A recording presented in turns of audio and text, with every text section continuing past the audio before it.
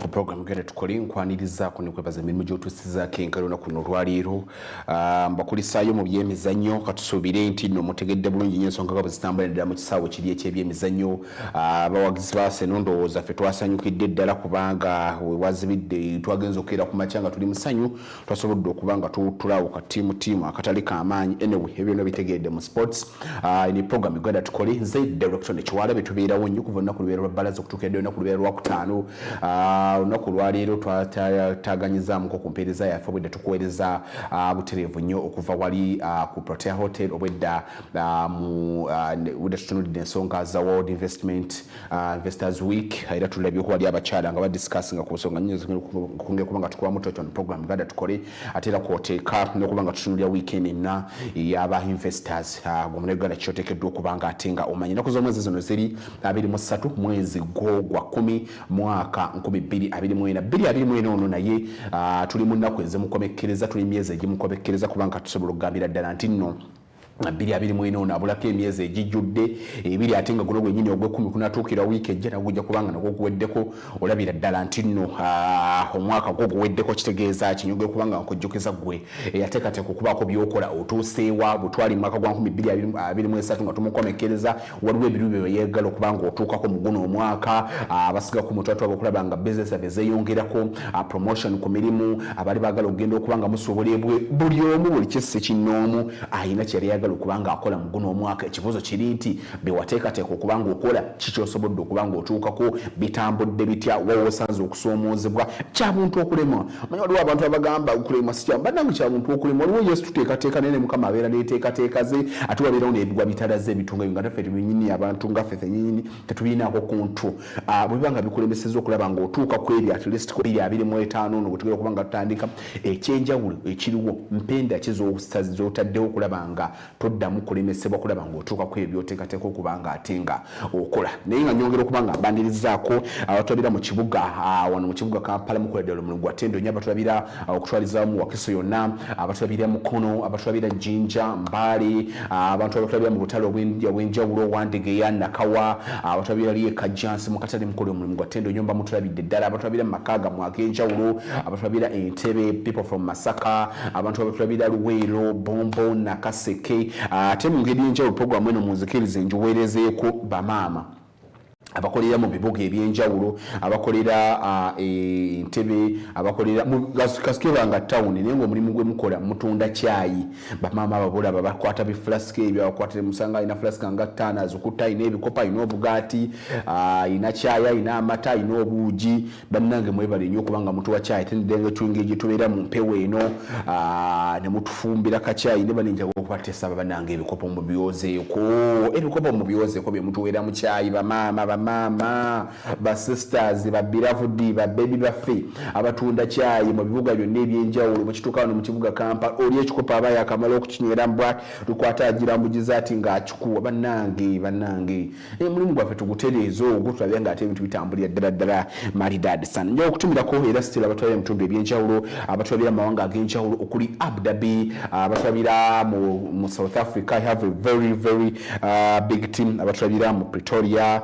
abatulabira mu Johannesburg mukoledde mu Ttendo Nnyonga musinzire eyo ne mukwano gwange emikolo gyange mingi bakadamba abatulabira mu kyondo kya Buwarabu bayagadde nnyo ejjo engeri gye twakozeemu ensonga z'abakadama ezo okusoomozebwa okunyerera tugenda okubanga tuzongera okubanga tuzikuba mu ttooki guno Munnayuganda ateekateeka okubanga ate ogenda okubanga okola olundi omanyi kiki osobola okubanga ate nga ogenda nakyo okulaba nga ate togwa mu buzibu obwanjawulo. Nze Director Kiwala Smart 24 TV tuli ku DSTV Go TV atera kwoteeka ne ku Yo TV app osobola okubanga otufuna ate era mu ngeri y'emu enjawulo osobola okubanga otufuna ne ku YouTube channel yaffe ogenda bukeezi oteeka mu kigambo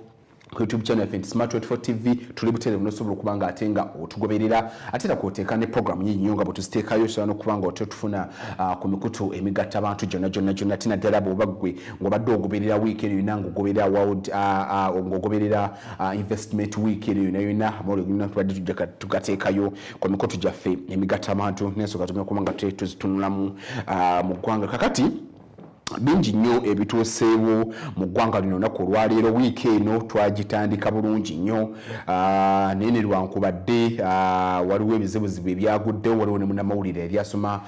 ebirango ku CBS mukulu John naye yasobodde okuba nga atugendako lwagenda okuba nga aziikibwa naye ate olweggulu olunaku lweggulu lwakedde ng'olulala nga lunaku lulungi nnyo omusana tufunaafunawo nekakuba naye ebigambo byazze bibi nnyo nnyini ddala awo kasikazi awezenga 10 kasikambalo gatandise okuba nga gatambula nti nno bannayuganda abawererako ddala abantu abatanaba okuba nga bamanyikibwa muwendo basobodde okuba nga omuliro gubasaanyaawo njogera nno okukiwano ku enjege eyagudde wano ekigogwa abantu nalabye nga bannaffe abapoliisi nga bakonfamingira ddala olunaku lwejjo olwazibidde nga bakonfaminga abantu 11 abasobodde okuba nga bafa nga kuliko oku n'abaana abato ababadde nga abambi mabujje babiri so tugenze n'okukeera olunaku olwaleero ng'ennamba yeeyongeddeko so twongera okuba nga tusaasa tugenda kwongera okutunuulira ensonga ezo nnyingi nnyo abantu bangi ne bakosebwa ate ne bwe kituuka wano mu kibuga Kampala keba ebitundu ebyenjawulo even petrol olaba just emmotoka bumotoka eyagudde obulamu bw'abannayuganda kumpi kati abasukka sofa kati okusinziira ku bannaffe abapoliisi nga batulaga nti nno bantu 11 basobodde okuba nga bafa ate nga just emmotoka yeyagudde olwo singa akabaate kagwira ddala ku petrol stations enyingi zetulina no mu kibuga Kampala nga tulina n'etterekero ly'amafuta wano ku ekireka tugenda kwongera okulaba nga tutunuulira ensaffe abayibos ebiseera kibeeramu abantu kumpi miliyoni 2.2 olabira n'oluguno omuwendo gw'abantu muyitirivu nnyo alabye amatu nnaku lwejjo nga bakomplaininga nga balaga bannange fire brigade baluddewo okujja abantu yasooka tufune ku bifaananyi ebyo produce ejja kunyamba ontereyo ku bifaananyi ebyo embeera nga bwe yabadde ekigogwa bagezako kubanga bazikiza omuliro ogwo truck eyo evuga amafuta yabadde ate nga egezaako kubanga eva ggulu ng'eri mu kujja ng'ejja Kampala naye emmotoka eyo yasiridde negwa naye ate ekyenjawulo ekiriwo nti nno abagibaddemu yagibuuseemu nga mulamu naye nadduka ng'ate bw'alabula abantu bannange emmotoka temugisemberera emmotoka mbi emmotoka eri yabulabe nnyo because abantu bennyini be bakonfamize nti omusajja avuddeyo ng'atunnyonnyola muveewo n'ebintu bitambula ddala bulungi nnyo n'oba maama olwa ekonome mbeera abantu baavu nti omuntu alaba n'eddenja waali muntu alaba n'eddenja ng'alabya ddala nti gano mafuta ate bwotegereza emmotoka we yagudde kumpi n'omuti gw'amasannyalaze waliwo abaddewo bakyala abafumba kwegamba kyabeeredde ddala kizibu nnyo okulaba nga embeera eyo yeewalika kubanga abantu boolwagudde batudde omukwata bidomola genda wali bannange tuza tukirabako enfunda eziwera kasooke tulabe ku butambi obwo ku butambi obwakwatiddwa abantu sekinnoomu obutambi obwo busakyotinze nnyo ku mikutu emigatta abantu nga bulaga embeera emmotoka nga we yabadde ng'abantu bennyini balikoodinga bagamba abantu banne mufiire amafuta ne bannanga abantu baffe anyway tulina okwongera okulaba nga tereza embeera eyo oba abakulu tunatandika butandisi campaign nti emmotoka y'amafuta bwegwa bannange keba emmotoka yonna ne bweba egudde ne bweba nga si y'amafuta emmotoka yonna bwegwa tekiba kirungi kugisembera because emmotoka eno eba n'amafuta anything emmotoka esobola okuba nga ebwatuka tukijja tukirabako enfunda eziwera kumpi mu mawanga ag'enjawulo of recent nzika n'omuzanyi wa film Paul Walker naye emmotoka yafuna kabenje neyabika nekwata omuliro so guno bannange yes nankwadde twatudduka okuyamba kyovola bandooza ab'ebitongole ebikuuma balina okulaba nga ate balonja tusooke tulabe ku butambi bwakwatiddwa abantu basekiro tongere okukomawo twetegereza embeera eyo nga bwe yabadde ate oluuyi olwo tongere n'okutunuulira over the years oyinza okulowooza nti no kyekisoose okuba nga kituukawo nedda tuze tukiraba enfunda eziwera nga kijja kituukirawo nnyonnyo ddala mu bitundu ebyenjawulo olukwenjiri tororo lila kampunga kongera okuba nga tutunuulira nekyali ebunyangabo mu Western Uganda yonna ati ne recent nekyali e Kampala wano ate ne kumundu kyazze ne kituukawo bwennyini ne kasanga ati ekigogwa ate embeera kasooka tujame naye nga tetunatuukaawo muzikirize sooke mbatwaleko okumbulango bakambafu bwenkomawo tukomewo.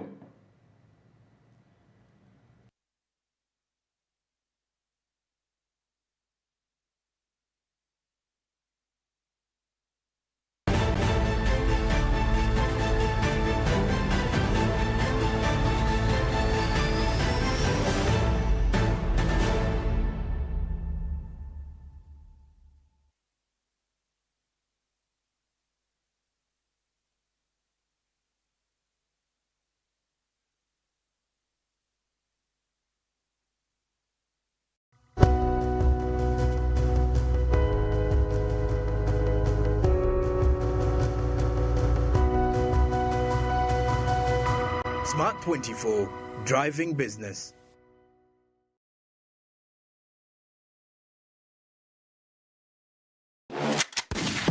Hello tech lovers, the Pixel tablet is here. Is Google back? Wow, we could all be asking the same question, but the Pixel tablet launches today into a field more crowded than ever, priced at £599. It's got the same chip as the company's flagship Pixel 7 smartphones, an 11-inch screen and a bunch of applications optimized to take advantage. But the standout feature is the Apple Watch has been a huge success for the company, pretty much trying up the wearables sector at the first attempt. With 2023 well underway, we are looking forward to seeing what Apple will do with the next generation of its digital timepiece. So here's all the news, rumors we have discovered about the Apple Watch Series 9, as well as our expectations for the new device. It seems highly unlikely that Apple will change the cadence this year, so we expect the Apple Watch Series 9 to launch at an Apple event in September 2023. The two loudest voices among Apple Watches, Mark Gurman of Bloomberg and analyst Ming-Chi Kuo, both say Apple is planning to release a second-gen Apple Watch Ultra in the fall. One thing we know for sure about the Apple Watch Series 9 is that it will ship the Watch OS 10. This means you can expect a few new watches, possibly a couple that are exclusive to the new model and a new feature or two. We expect that Watch OS 10 will be available for download around September 8th. It will be available to install on Apple Watch Series 4 and the newest. The Apple Watch Series 9 isn't expected to be a major upgrade over the 2022 models. According to a tweet from Mark Gurman in April 2023, the Apple Watch Series 9 upgrades will be anything but major, with new model poised for a more modest year. But even without major changes, there are still several possible new features that would make the Apple Watch Series 9 a worthy upgrade. No changes are expected for the Apple Watch Series 9 design. However, some changes may be coming to the design of the Apple Watch Ultra that are likely to eventually make their way down to a later Apple Watch model. One upcoming change coming to the Apple Watch Ultra could be to the screen size. A DigiTimes report back in February suggested that the Ultra screen size could increase from 1.9 inches to 2.1 inches.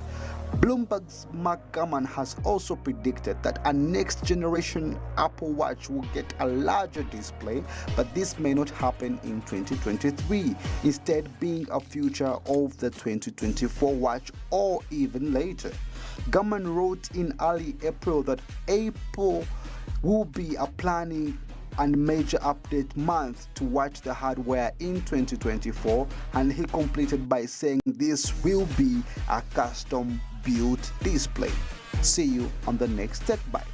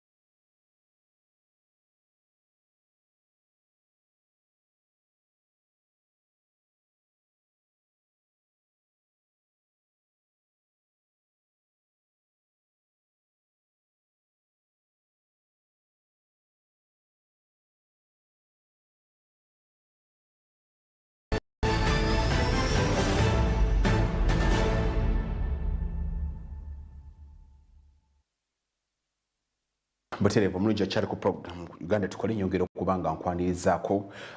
mu kitundu kyaffe kino ekyokubi musawo yaffe neesooka ndaba n'eddakiika ziri asatu zimaze okuba nga zeegaana essaawa eno ey'omusanvu nyongera okubanga mbabuuzaako mu abatulabira mu bizinesi zammwe ez'enjawulo abatulabira mu financial institutions naddala banks ez'enjawulo kwoteeka ne forex bureaus mwebali nnyo okubanga ate mutugekedde ddala amaaso naye ate era mu ngeri emu ey'enjawulo okungera okubanga akutegeeza bwetegereza ku screen yaffaawo ku squeeze back zaffaawo teekawo nnyo amawulire osobola okuba nga ogoberera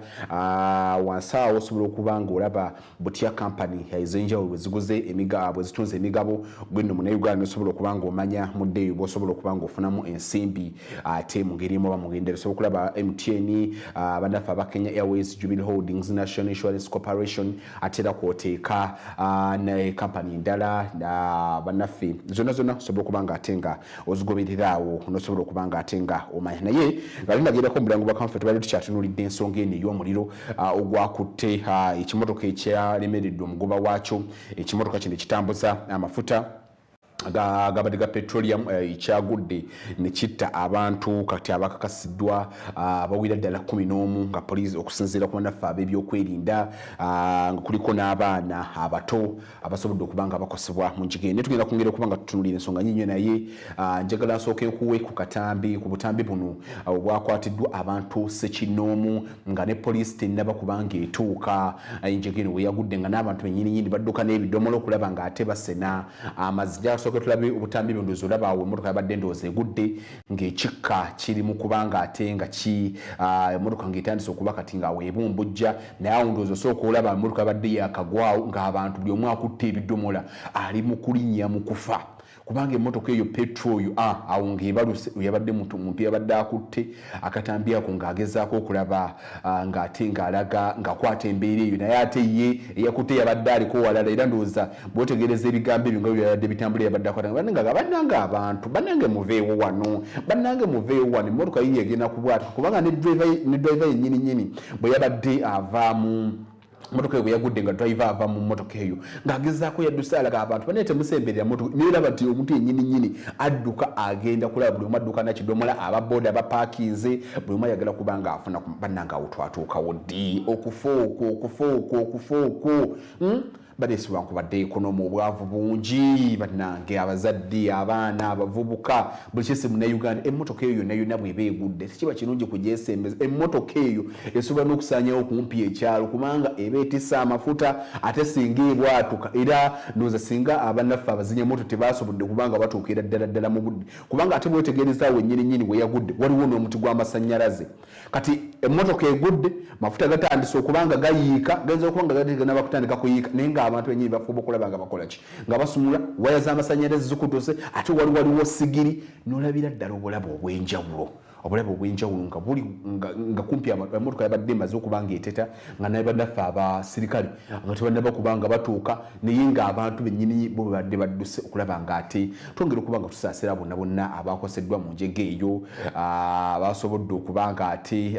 obulamu bwabwe bugenda emyoyo gyabwe Mukama agiramuze ekisa ne famire z'abantu abo bonnini abafiiridde mu njega eyo Mukama abagumye ate era ne mu ngeri enjawulo n'abalwadde bennyini tubasabira Mukama abasuuse naye bannange busabi kibeere nga kyakulabirako ekyo buli lwalaba emmotoka yonna ey'amafuta ng'egudde of recent twalaba wano emmotoka eyavayo negwira wano ku Ntebe Road wano ng'empala awo kubayita ababiri awo twalaba emmotoka eyagwira munnamateeka eyali omusomesa w'amateeka yali asomesa ku UCU so but emmotoka ezo za bulabe emmotoka bw'eba egudde okuggyako ng'osoose n'olaba nti nno it is safe naye mulimu emmotoka ezimu nga si kirungi kupapira kubanga emmotoka z'amafuta ezo tezeetikka bantu bangi nnyo singa mulaba driver ng'adduse n'avaamu n'agenda kitegeeza abantu bakoze eki baba weddemu bamulina kudduka buddusi buli omu kwesega kuva mu mayumba si kudduka buddusi buli omu kwata akadomola kwata baafu ate osobola okuba nga ate kigwamu naye oyinza okulowooza nti embeera eyo yasoose okuba nga etuukawo ekigogwa nedda ekimotoka abantu bangi nnyo bazze bakosebwa naddala nga kiviira ddala ku mafuta ago waliwo risajja twakozeeko okuba nga nkuwa ng'ogyeko enjega eyo eyaguddewo enaku z'omwezi nga 22 October 2024 abantu 11 kati bakasidde okubanga bafudde newankubadde n'abakyali mu ddwaliro taasibwe yali kumwa ky'abantu naye era tujjukira bulungi nnyo ne mu mwaka gwa 2024 ono nyine omwaka gwe tulimu omwezi gwa August ng'ennaku z'omwezi 21 tujjukira bulungi nnyo omuntu omu yafiirawo era ng'obuzibu buviira ddala ku njiga eyo ekimotoka ky'amafuta ekyali kigudde omuntu omu yafa olundi babiri ne babuukawo n'ebisago bya njawulo byali eyo motoka ekyagwa eri mu bitundu by'erukunjiri ng'ennaku z'omwezi 6 Septemba 2024 yennyini tujjukira bulungi nnyo erira erenjege yemu yennyini yagwawo newankubadde abantu bo beesigama ng'obudde nga bukyali ne batabeerawo n'omu yakosebwa mu njiga eyo naye era twakirabako era ne mu mwaka gwa 2022 yali Desemba tujjukira bulungi nnyo omwaka gwa 2022 ng'ennaku z'omwezi 13 ettololo eyo omuntu mulambirira omuntu omu yafa mu njiga era nga kiviira ddala ku mafuta ago ku motoka by'amafuta ago mu mwaka gwa 2021 mu kujjukira omwaka ogwo ndowooza gwali mwaka gwa covid bunyangabo balirulirawo ddala okubanga bakwerabira kubanga abantu bana basobola okubanga basirikira mu njege efaananako ng'eno eyakodde mu bitundu by'e Kasangati awo ekigoogwa kubanga ng'ennaku z'omwezi 12 omwezi gwali gwa 2 omwaka 2021 azukira bona bali bakadawundooza ne watubwe watyawo mpola awo nga tetunaba kuyingira mu covid awo yali tabuse nnyo abantu banane basobola okubanga ate baluguliramu ddala obulamu mu mwaka gwa 2019 mu Western Uganda eyo nzijukira bulungi gwazanira ku zomwezi zalinga 19 ennaku z'omwezi 19 ndowooza August ne tulaba ng'abantu 20 mu Western Uganda eyo basobola okubanga ate balugulamu obulamu era abantu 12 ne babuukawo n'ebisago bingi nnyo ebyenjawulo ng'enjega ennyini eva ku mafuta ebimotoka by'amafuta bigwa abantu ne bagezaako okubanga bagenda okubanga bafuna amafuta balina baketi balina ebidomola nga bagenda ate of which emabbali osangawo n'omu ng'anywa sigala oluusi emmotoka bino bigwa ku kkubo waliwo abawo abakyala abayokya ennyama abayokya obubumba buno abayokya kasooli ate omuliro gwonna kasika gusika amafuta oba amasanyalaze kasika geekoonako lwati omanyirawo nti nno empeera bigamba bigenda kujja nga bibi naye ate era ekindirwawo nga kyerabira wano mu ggwanga ng'ojjeko ekyo kyatuka mu Western Uganda mu nnaku z'omwezi nga 19 August 2019 nzijukira by then nali nkyali Kawanda Secondary School nga ndi mu kutuula kibiina senior 6 by then omwaka ogwo abantu 20 basobola okubanga bafiira mu njega eyo naye ekirirwawo kubanga kyerabira kibadde wano juzi jjo lyabalamu mu mwaka guwedde ennaku z'omwezi nzijukira bulungi nnyo gwali mwezi gwennyini ogw'abajulizi mwezi gwali gwa June ennaku z'omwezi nga 3 abantu abawerera ddala 31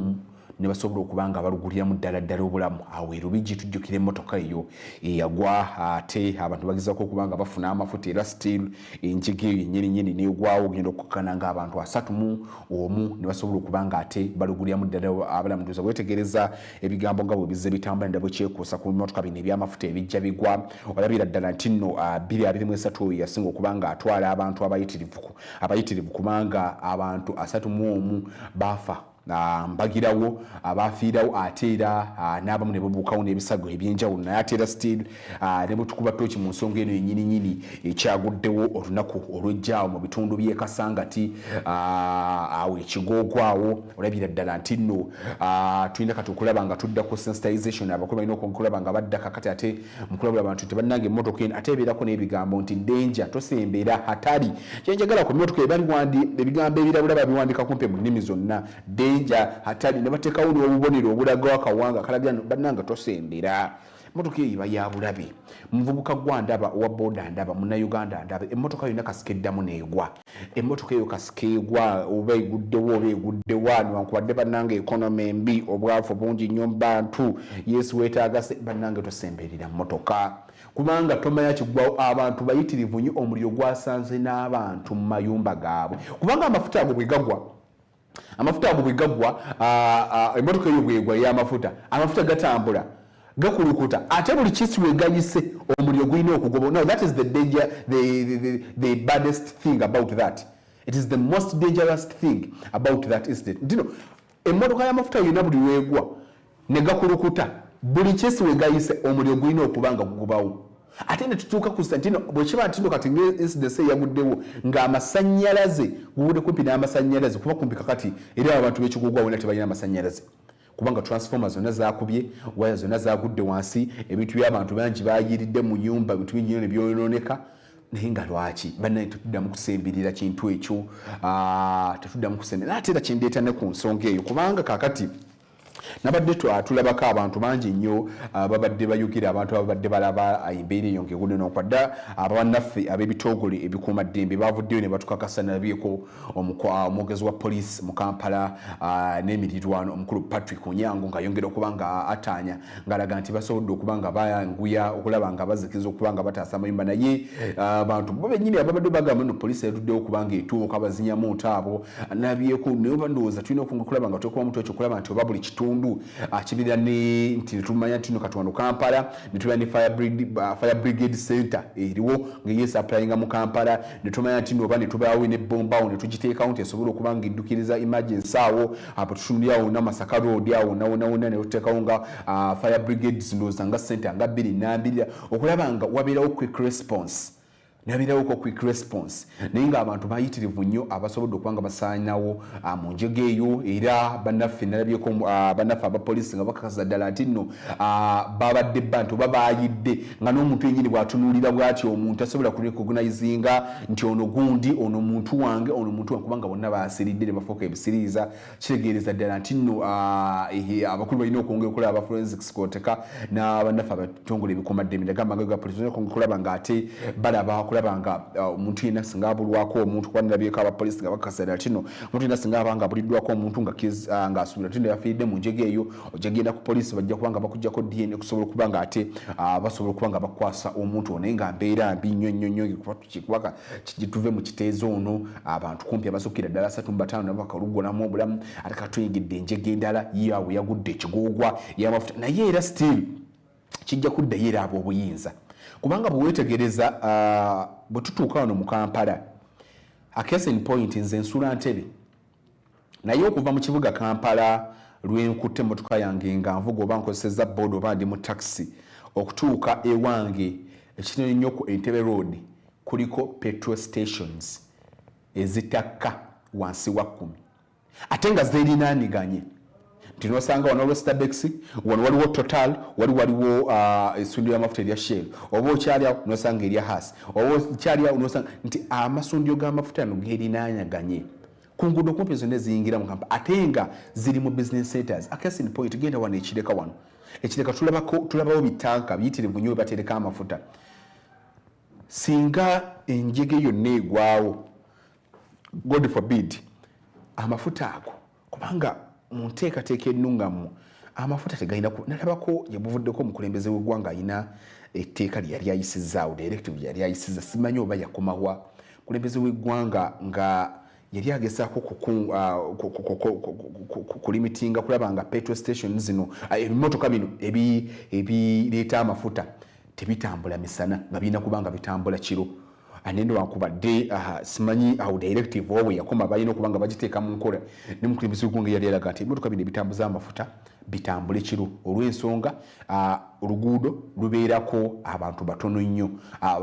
ate n'abantu abasinga baba bannyose ndoza kugeza kulabanga embeera yonna singa eba eguddewo naye jangu wano ku Jinja Road eno ennyini tukimanyi bulungi nti amafuta gava mu ggwanga lya Kenya ne gayingira wano oyinza osanga mu jaamu naddala ngaawe emukono lugazi awona bweyogerere nga mu jaamu mulimu ebimotoka by'amafuta ebigattise ebijjudidde ddala obulungi ebimotoka by'amafuta ebiwerera ddala nga 30 ne weebuuza singa wagwirawo ddala enjege eyo lwaki tetuddeyo wali ku directive ya president wali gye yakola nti emmotoka bino bitambulenga kiro bibuuzo bingi ebibuuzibwa bannayuganda naye ate ne tujjawo ne tulaba ne petrol station ezijja zimeruka ng'obutiko waliwo essundiro ly'amafuta erimu kumpi buli wosala bwoti n'oweta bwoti waliwo petrol station eyo ne weebuuza bannange abakulu bano tebalaba because if just okika atengeyo mini ntono nnyo kimotoka ky'amafuta ekyabadde kitono nnyo abantu 11 ne tulaba nti ono emmotoka biyitirivu nnyo petrol station kati oluusi osanganemu n'abantu nyini ebintu oba ebifo ebiri gazetted nga they are residential places nga mulimu ne petrol station ezisookera ddala 6 bannange singa akabaate kagwa ani gwe tuba tulina okunenyezebwa abakulu balina okwongera okuba nga beekuba mutoki okulaba ensonga eno tugikwata tutya kubanga bwe kitaba ekyo bantu bangi bagenda kubanga balugulira mu ddala obulamu nga naffe abantu bennyini bwe tukuba mu tooki tekimotoka ky'amafuta bwe kiba kigudde tokkirizibwa pulezidenti yakakozesa akagambo tokkirizibwa ku nteesatiisa okukakanga naye ekimotoka ky'amafuta bwe kiba kigudde oba emmotoka yonna bw'eba egudde ng'ogiraba obanga etunye okujjako nga mulimu ng'abantu nga beetaaga okuyamba ate muyambe mujje mugamba nga takisi ezo nga zigudde ebbaasi so okuyamba naye emmotoka yonna bw'eba egudde naddala ng'ey'amafuta bino binsitula nkokoto bw'eba egudde temujanguyira musooke mu stepping side mukubire ab'ebyokwerinda era kyova ndowooza ne poliisi nayo bw'etuuka kyesookera ddala kukola kuguba bantu ne poliisi etugobawo ate ffe tuba twagala okujja bannange obulamu bwaffe bujja kwongera okubanga bugenda nnyo olw'ensonga tubulagajjalira motoka oli otegeera nti egudde yaki y'amafuta nti leeta akadomola leeta ebbaafu leeta ekikopo ogenda okukakkalanga ebigambo bizze bikya naye nga tubasaasirako mwenna abafiiridde mu njega eyo omuyo gyammwe mukama agiramuze ekisa namwe mwennyininyini abali mu malwaliro ag'enjawulo mukama asobole okuba nga abagumya abawonya n'obbawonya naye nga naffe okwongera okwekuba mutoki ng'abantu nti obulamu bwaffe manyi bajjukizaamu wano nti yesaawa eva maaki tunoonya ssente naye biri ebifo 3 Munnayuganda by'osobola okugendamu nga n'akataayi tekasaze era nja kwongera okuba nga mbidde nga ebifo biri 3 ekifo ekisooka ekkomera okuligendamu n'akataayi tekasala ekifo ekyokubiri ddwaliro okugenda mu ddwaliro nga biwera ttaka n'akataayi tekasala ekifo ekyokusatu ekisemberayo ddala Munnayuganda kyosobola okugendayo omuntu yenna awuliriza vidiyo n'atulaba kyosobola okugendamu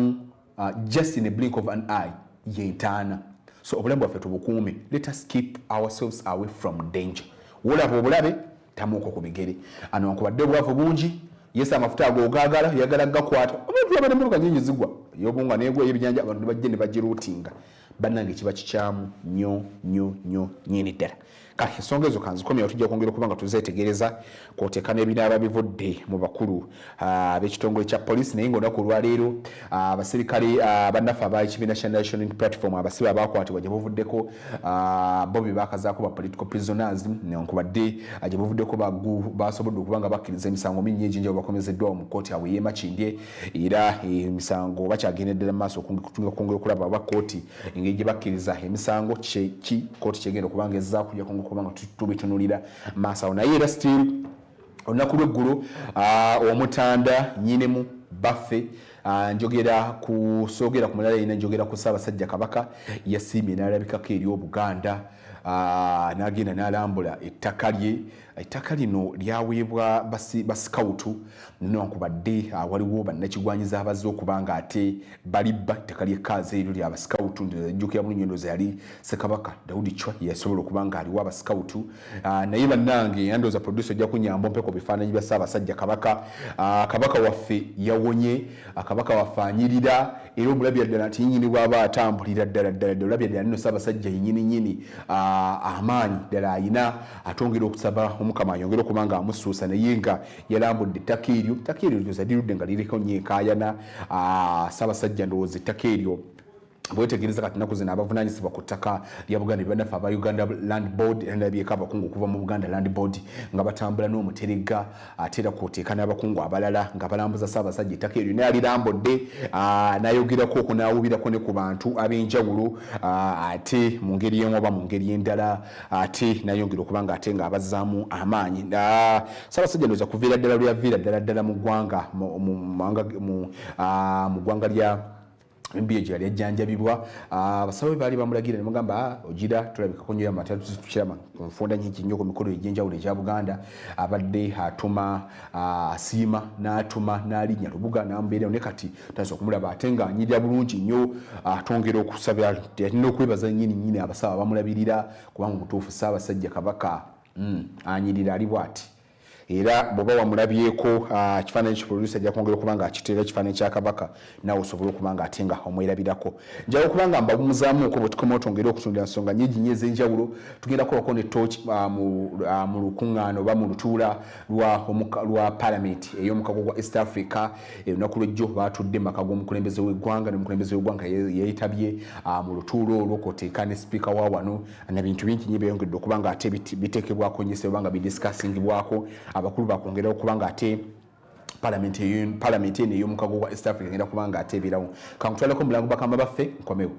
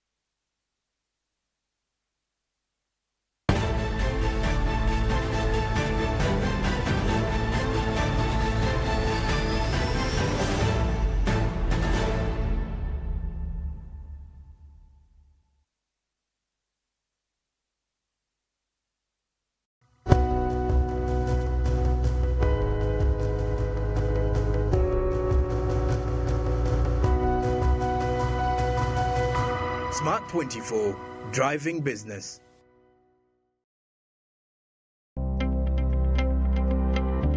By the name, I'm called Giramia Roshan. I'm from Tukole district. I'm a single mother of 2 kids. I'm a saloonist,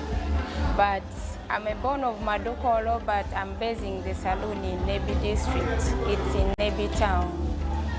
So I started this business saloon after my senior 4. I really wanted to know how to shave hair, because on the side of women, I also know it. Now my most focus was on the side of shaving hair. My teacher, Morgan, yeah, he was so good to me, so good to us. We are like 20 people who are so much interested in hair cutting. So I managed to know how to reduce the level of the machine, and when it's becoming too hot, the way you have to reduce it. Then later, we learned how to apply tint. I came with my own tint, but they added it for me. That's why I'm looking so nice like this with my tint. Grow, generating growth opportunities and productivity for women enterprises.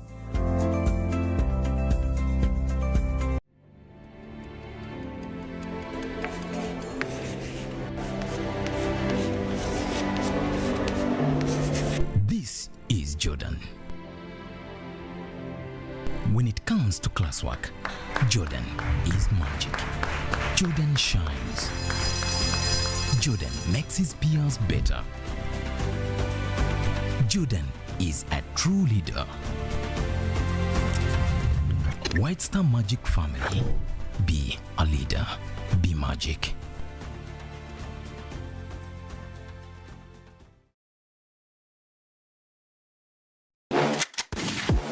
For those who have been following TechBite, we have been talking about the Neuralink some months ago, and we are back to talk about the approval. Now, Elon Musk's Neuralink is recruiting patients for its first human trial. Now, what are the key points to take away from this TechBite? One is that the neurotech startup Neuralink has received approval to begin recruiting patients for its first in-human clinical trial. 2, the company is building a brain implant that aims to help patients with severe paralysis control external technologies using neural signals. 3, the initial goal of the BCI is to grant people the ability to control a computer cursor or keyboard using their thoughts alone. Now, Neuralink wrote this in a very big blog post. Now, point number 4 that is very key to my tech lovers is that the neurotech startup Neuralink will begin recruiting patients for its first in-human clinical trial. The company announced this just in this month in a very big blog post. Now, Neuralink said that it is officially seeking patients since it has received approval from an independent institution review board and a hospital site. Its next step is now to move to the market. It's going to have a very long road to the market, and it comes after the startup recently receiving approval from the Food and Drug Administration in May to conduct its first in-human clinical study. Patients who participate in the trial will have to undergo invasive brain surgery. Neuralink is building a brain implant that aims to help people with severe paralysis control with external technologies using only neural signals. Now, what does this mean to patients who are receiving this invasive brain surgery? 1, it means that the patients with severe degenerative diseases like the LLC could eventually regain their ability to communicate with loved ones by moving cursors and typing with their minds. Imagine someone typing with their mind. What a wonder Elon Musk has done. Now, the initial goal of BCI is to grant people the ability to control a computer cursor or keyboard using their thoughts alone. The company said in the blog post that the Neuralink did not immediately respond to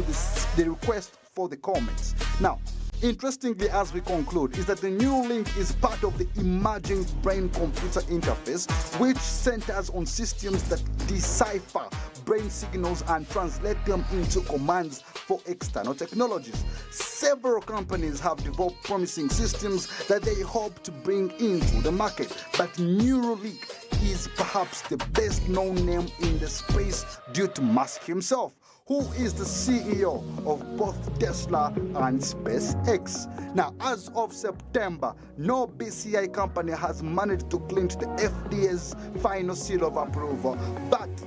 we are receiving the go-ahead to recruit for a study with human patients. Neuralink is now one step closer. Goodbye, my tech lovers. Until we meet next time.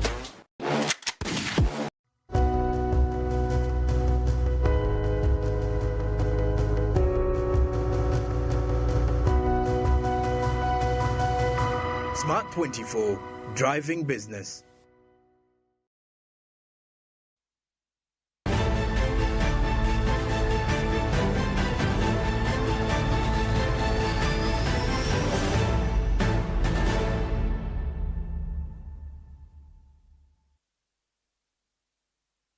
Baterefa mulija cyari ku program Ggwanga tukole nyongero kubanga kulisayo nnyo mukumulamu okondabali dakika zibya 5 mu 8 zazimaze okubanga zegani sawa eno eyo musanvu mwabali mu business ezinjawulo nyongero kubanga mbabuzaako n'okubasasira ko sofamye z'okubanga tebina tambulya ddala bulungi nnyo weekend ono na kulwaliro nga bakasitoma bajja mu ngeri ya lusuubu toggwa mu maanyi embeera gye yita mutiri agisobola mukama katonda abawanguzi be balimira kate mu ngeri emu enjawulo nawe sofanga bitambulya ddala bulungi nnyo bakasitoma bajja nawe nyongero kubanga kakati utinaba utugende mulago bakamba fe mbadde chat no lidawo ku bugenyi sabasajja jo yasimye nabekako eri obuganda ate kabaka waffe twamulabye kunganyirira ddala era twagala ndozo okwebaza abantu abamulabye ndoza kabaka yabaddawo ng'agenze kulambula ettaka erirudde okubanga likayanirwa eri ekazi tujjuka mu ettaka eryo lyaweebwayo bajjajjaabwe ne baliwa abascout okulaba nga ate baddukanyizibwako emirimu sabasajja kabaka yalambuziddwa bannaffe aba Buganda Land Board era nasiima emirimu egikolebwa oba egikolebwa ekitongole ekinyinini ky'obwakabaka ekya Buganda Land Board egyokulaba nga basaza awo nyine ekifaananyi ekyo ndowooza mulaba kabaka waffe ali mu good health anyirira ddala ndowooza tulabira ddala nti nno okwabula kw'abasawo kuviiriddemu ddala ebirungi ate atonga okuba nga tumwagaliza ddala obulamu obulungi naye nga enkaayana zibadde zirudde ddala ku ttaka eryo ery'ekaazi bannakigwanyize bangi abazze okuba nga balisengako abamu bataddeko ebizimbe ebyenjawulo ate ng'ettaka eryo tukimanyi nnyo lya basikawutu naye Buganda Land Board ekoze nnyo obutaweera okulaba ng'esazaamu n'ebyapa byennyininyini ebikyamu manyi kati omuze gw'okubba ettaka wano mu Buganda kyafuuka baana baliwo oli wano olina bba ettaka oli wano baliwo bagoba ku ttaka ennaku zo tulaba nnyo waliwo ne minisita yeegumbulidde omuze gw'okulaba nga alivuula obwakabaka bwa Buganda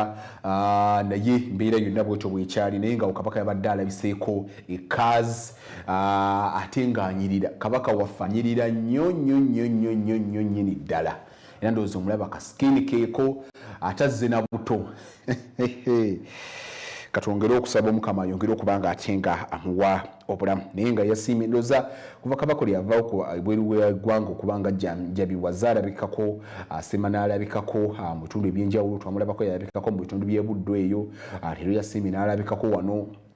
Kyadondo wano wenyininyini mu bitundu by'ekaazi awo ng'alambula ettaka eryo yennyininyini eryakaazi ery'abasikawutu ndowooza katusuubire gye bunaagenda eyo ng'obulamu bw'omwongedde okuba nga ate butereerera ddala ajja kuba nga ate alabikirako ddala eri Obuganda ate ebintu byo nga bitambulira ddala bulungi nnyo kakati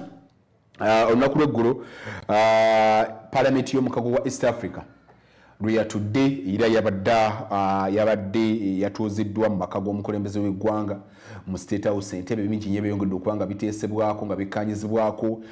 nabadde ndaba ku bakulu abamu ababaddeyo sipiika wa paalamenti ya wano y'omu ku abo ababaddeyo sipiika akubiriza paalamenti y'omukago agwo omukulu Joseph naye yabaddeyo nnyo omukulembeze w'eggwanga yabadde koteka nabiko ne Ssaabaminisita naye nga gyali ne mukulu Todongo yennyini nababaddeyo kunkulaba nga ate babeerewo nga bajulira paalamenti eno teyina kifo kyakalakkalira nti bolaba nga paalamenti yaffe ya Uganda yabule bagitambuza negenda mu bifo ebyenjawulo mu mawanga naddala bali mu kago gwa East Africa naye ate ekyenjawulo ekiriwo nti amawanga agamu naddala gali mu kago gwa East Africa gasobodde okuba nga ate gugigasse ku paalamenti eno oba gakubaganyiza ebirowoozo nga gayita ku mukutu ogwa Zoom naddala bannaffe ab'eggwanga lya Democratic Republic of Congo kijjukirwa bulungi nti nabo beegatta ku mukago kuno ogwa East Africa kwe bali nnyo Somalia nabo bajja South Sudan nabo batuuka Kenya Rwanda ne Tanzania bo wenyini bebatembeeta ekintu bingi nnyo ebisubirwamu era ndowooza ebbanga lye bagenda okuba nga bakuba tooki mu nsonga nyingi nnyo ez'enjawulo bagenda okuba nga bateesa ndowooza bingi ebigenda okuba nga biteesebwako naddala okulaba nga ensonga y'obusuubuzi wakati w'amawanga ag'omukago gwa East Africa itambulira ddala bulungi nnyo ate era kwoteeka n'okulaba nga trade barriers zijjibwawo ate olukiiko olukuŋŋaana olw'olutuulo olw'enjawulo olwa paalamenti y'omukago gwa East Africa otuukidde mu kiseera nga East Africa eri mu kusoomozebwa kungi nnyo okw'enjawulo naddala bwe kituuka ku policies eziyisibwa paalamenti eyo yennyini kikaluubirizibwa nnyo okulaba nga ziteekebwa mu nkola naddala bwe kituuka eno implementation of the policies eziyisibwa yala paalamenti olabira ddala ati nno zitambulira ddala kasoobo ate kireetawo okulaba nga paalamenti eno oba ekulu oba tekola naye ebimu ku ebyo ndowooza tujja tukirabamu n'enfunda eziwera paalamenti eyo nyininyini nkiraba nga ebirimu ku birime naddala ebyeffe wano eby'Uganda nga bigaanibwa mu nsi kumpi ddala ezinyi ez'omukago gwa East Africa gamba ng'ebijanjalo kasooli tuzitulaba nga enfunda eziwera nga kasooli gwaffe agaanibwa South Sudan ate nga bwekituuka mu mukago gwa East Africa Uganda yensi esinga okuba nga eriisa amawanga gali mu mukago gwa East Africa kubanga tulaba nti emmere nnyingi nnyo eva wano negenda Kenya tutwala amasannyalaze tutwala amazzi tutwala n'ebintu tugamba ebintu bitirivu nnyo kiri wano mu ggwanga lya Tanzania so olaba nnyo ddala trade barriers ezo zirina okuba nga zijjibwawo nti nno that smooth flow kunuluze balina okuba nabadde ndabalabakaawo abamu ku batunulizi b'ensonga bakwatoki nga bagamba nti abakulu balina n'okwongera okulaba nga bakubamu okulaba nga East Africa lifuuka eggwanga limu kati awo simanyi East Africa bwefuuka eggwanga limu ani aba omukulembeze w'eggwanga awo simanyi ani abakulembera East Africa ne enewe nzijukirako lumu omukulembeze bali mu ggwanga lya Kenya twagenda okuwulira nga omu bamuyita founding father of this great nation kiragira ddala nti nno singa tuba munange nti omukago gwa East Africa singa tuva ne gwegatta manyi okwegatta kuno tekutandise katu kirabira ddala nti even nga Kenya, Uganda, Tanzania kijje bafune independence abakulembeze by then abaaliwo njogera ku mukulu Julius Nyerere wano waffe twalina omukulu Milton Obote atera kwoteeka ne Kenyatta abakola ddala Jomo Kenyatta abakola ddala mulungi nnyo okulaba nga ate the integrate okulaba nga amawanga gano gakwataganira wamu because nduza tuyaba ne Ssaabasajja yatera okukozesa ekigambo kino okwegatta g'emaanyi amawanga g'abazungu ago ekimu ku ebyo kireetera okubanga enkulaakulana ya mugundu nnyo ku mawanga ga Bulaayi eyo kwoteeka ne mawanga ga America nti bo bakolaganira wamu nti omuntu kati balina tukiraba lwalinawo mu East Africa nti nno munauganda tewetaaga visa ogende Kenya,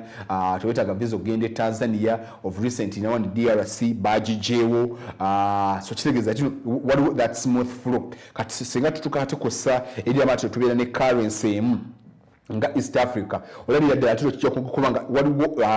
ebyobusuubuzi eddaala kwe biba ate bituuse ebyobusuubuzi bigenda kubanga bituuka kubanga nti oluusi weesanga nokwali esundi mukago wa East Africa naye ate nga tukozesa simbi za njawulo eri balina Kenya shillings ate nfina Uganda shillings olabira ddala nti nno sente ze nnina wano ezange eze Uganda bwe ngende Kenya mu butuufu olabira ddala nti nno ziba zaaluzingerera vano naye singa simubaira ne currency emu nti muna Uganda n'amanya nti bwe nvaano ngenda okusuubula Kenya ngenda okusuubula Tanzania nkozesa currency emu kiba kyongerako okwo n'obuzito bwa sente ezo ebintu ebirina okubanga biteekebwako nnyo essira paalamenti y'omukago gwa East Africa ate era ndowooza kwoteeka ne ku ddembe oba twogera ku security wise mu mawanga ga East Africa kubanga security wise mutubadde tebiriipo byenyo naddala amawanga gamba nga Kenya, Tanzania, Uganda, Rwanda, Burundi nayo biri bulungi nnyo newankubadde mu Sudan nayo biri kalekaleko ne Somalia wakyaliyo okusomozebwa kungi nnyo okwenjawulo, Democratic Republic of Congo tukima bulungi ne bannaffe aba ADF abayeekera bakyayongera okubanga ate bakyatigomeza ddala abantu mu bitundu ebyo Congo era ndowooza n'eggye Ggwanga gye ebyokulaba nga lifogeza naye ebimu ku ebirina okubanga ndowooza biteekebwako nnyo essira era ndowooza ebbanga bagenda okubanga bali wano bintu birina okubanga bateesaako kukulira obutonde bw'ensi kubanga bwongedde okubanga butaaguulwa ensangi zino. Kale katusooke ate mu East African Community eyo tuveeyo ate tutunulire ku nsonga endala ku nteekateeka ya gavumenti gyatukuba ku ttooki mu nsonga z'abannaffe abawumeme. Twalabye nti gavumenti yatandise n'enteekateeka ez'okugyawo ekitongole ky'amasannyalaze ekyawumeme olwa kampani olunno babenga ate bafuna ne kampani endala. Tulabyeko babaddeko okwo ne mu lukuŋŋaana olubadde lugenda ddala maaso awo kubanga babadde basinkanye abantu abagenda okubanga batambuza amasannyalaze ogenda mu bitundu ebyenjawulo eby'eggwanga nga sinnatuuka awo nzijukirako ndowooza yali Katikkiro wa Buganda bwe baali bakoza ameefuga ga Buganda olunaku lwa bulungi bwansi. Katikkiro alina ensonga enkulu nnyo zeyogenda ddala ku nsonga eno y'amasannyalaze ku nsonga y'okulaba nti Uganda amasannyalaze gali wano ate amasannyalaze agakolebwa wano agava wano netugatundako ne Tanzania netugatundako ne Kenya. Lwaki wano amasannyalaze ga buseere nnyo nti nga twogerako okutaasa obutonde bwansi tulina okulaba nga n'amasannyalaze gano gakendeera ate bwe tulaba nti no even wano gavumenti eri mu nteekateeka yakulaba nga ate babunyisa kumpi amasannyalaze mu bitundu byonna eby'eggwanga ebyenjawulo era twalabyeko bannaffe nga basisinkana abantu bangi nnyo bannaffe ab'ekitongole kino nga abavunaanyizibwa ku mulimu guno gw'amasannyalaze nga basisinkana abantu abali mu mulimu guno ogw'okulaba nga batambuza amasannyalaze naye mulimu guno bagutambulira ddala kasoobo simanyi kubanga yes nkwadde amasannyalaze gatambula naye waliwo ebitundu ebiwerako ddala ebitafuniddeeko ddala amasannyalaze ndowooza nga bw'otuunyisa amasannyalaze waliwo n'ebitundu ebimu byasookeddera okuba nga bifuna amasannyalaze naddala gamba ebitundu nga Kampala, Masaka n'ebitundu ebirala naye ng'ate amasannyalaze tegagulikako nti okwata wano omutwalo n'ogula yuniti y'amasannyalaze ogenda okweta bwoti wali ennyumba ogenda okuba engatto ogenda okukomawo nga yuniti zonna ziweddeko noweebuuza mu butuufu ntaddeko oba sitaddeko naye ng'ate amasannyalaze galayise nnyo mu ggwanga lya Kenya ate nga fe ababawa mu ggwanga lya Rwanda wano fe ababawa naye galayise nnyo ekintu weebuuza nti abakulu wano eggwanga balitambuza yansookenko wano ku bannaffe abawumeme nga battaanya ku nsonga nnyingi nnyo ez'enjawulo badde basinkanye mu nteekateeka eyo babadde nga basinkanye abavunaanyizibwa ku nsonga eno y'amasannyalaze na bintu bingi nnyo ebyateekeddwako nnyo kasooke tulabe emboozi eyo nkomewo twongere okuba ttooki mu nsonga eyo. Requires great collaboration. The authority encourages all electricity consumers and the general public to be vigilant and report any suspicious people seen around the electricity infrastructure.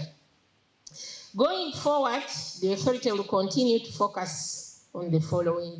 initiatives, among others.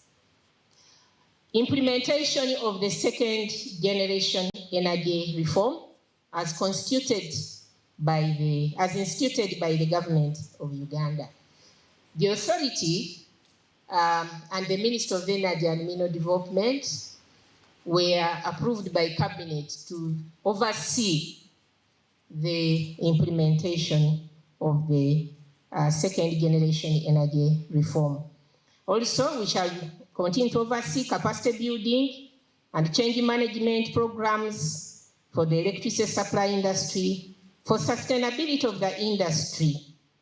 after the various transitions.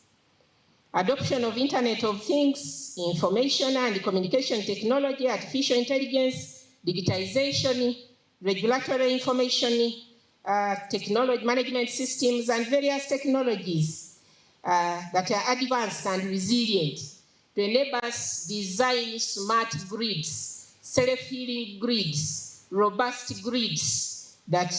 will be able to deliver a reliable and quality supply, but also improve efficiency of operations in the electricity supply industry. We will promote more investments aimed at growing demand of electricity, but also improving reliability and efficiency through reduction of both technical and commercial losses. We will also pursue focused oversight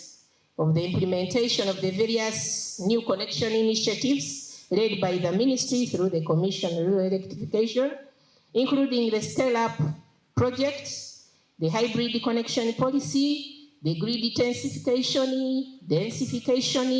the rebate policy, all the efforts that are geared towards us achieving universal access for all for Uganda by 2030. We will support and promote. We will promote sector efficiency through setting performance targets to ensure financial sustainability. These targets are a pain in the nerve for the utilities, because if you achieve the targets, you keep the benefit. But should you fail to achieve these targets, you lose all the resources. So we shall continue setting these performance targets to ensure that the sector runs efficiently and the end user customer is able to get value for money. We have also, as the authority, resolved to adopt environment, social and governance principles across the electric subsector value chain to ensure that there is sustainability. We need the coexistence of the electric supply industry with the environment, with the planet that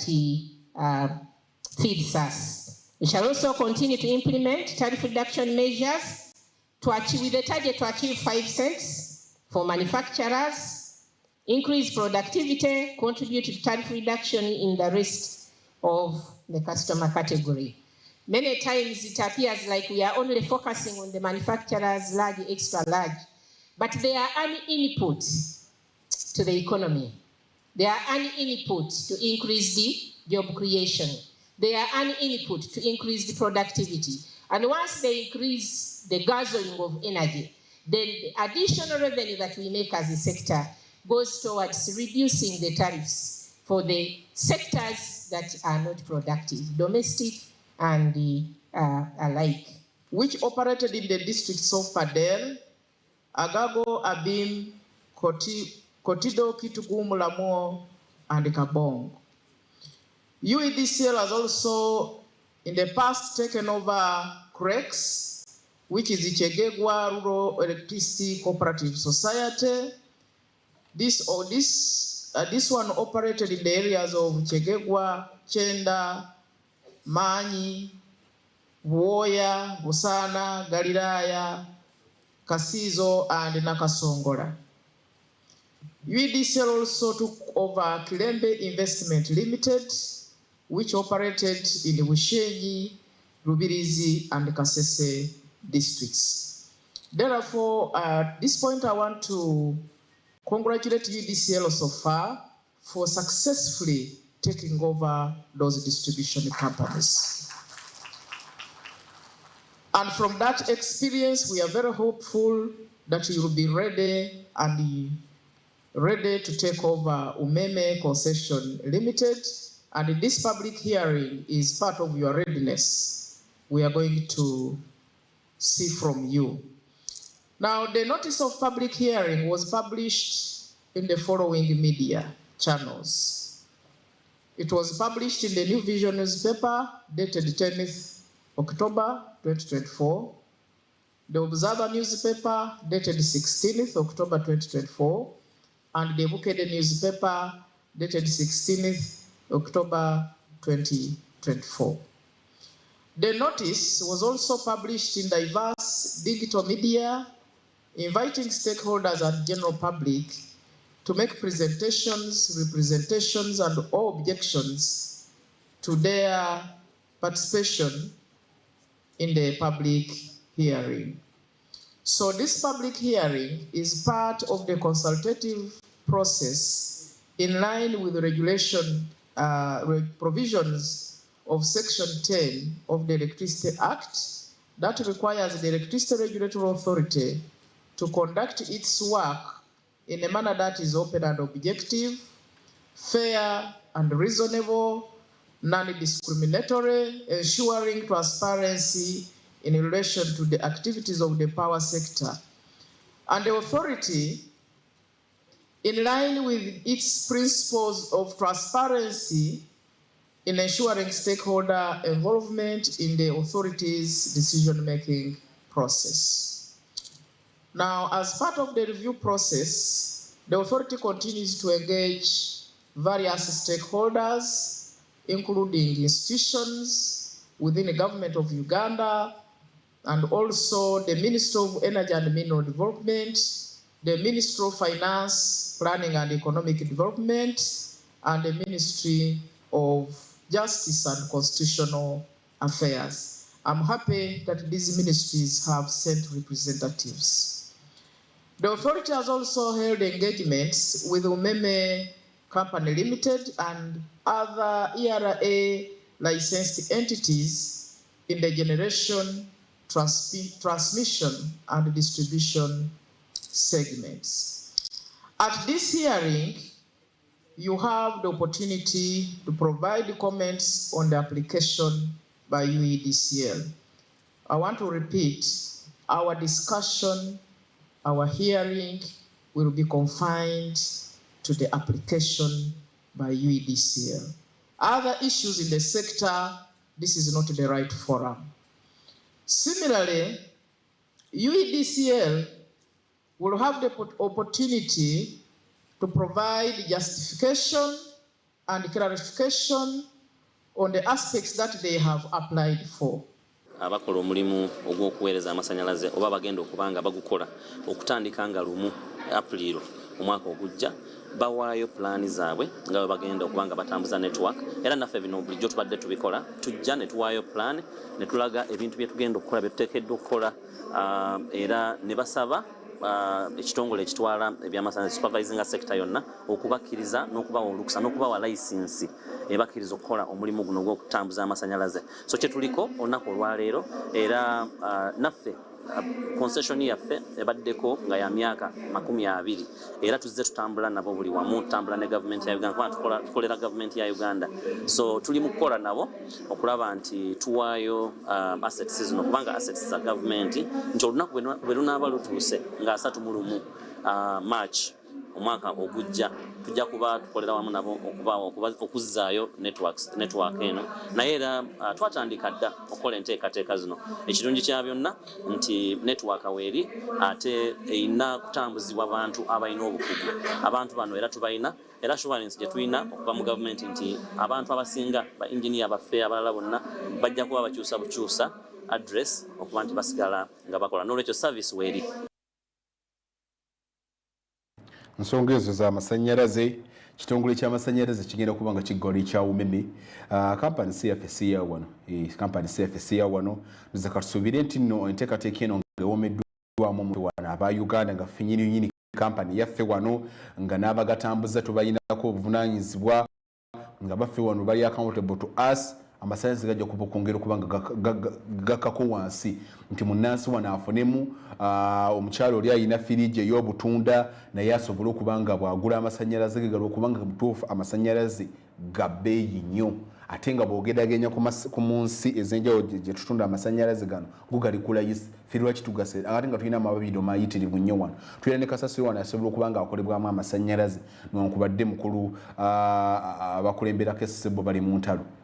naye bannaye tulina okulaba nga tukuba toki mu nsonga eyo kulaba nga abakulu ba gavumenti egyewumeme nga genda kuba kati ngedda nga ensonga z'amasanyalaze gakuba nga zidda wano mu butonde bw'ensi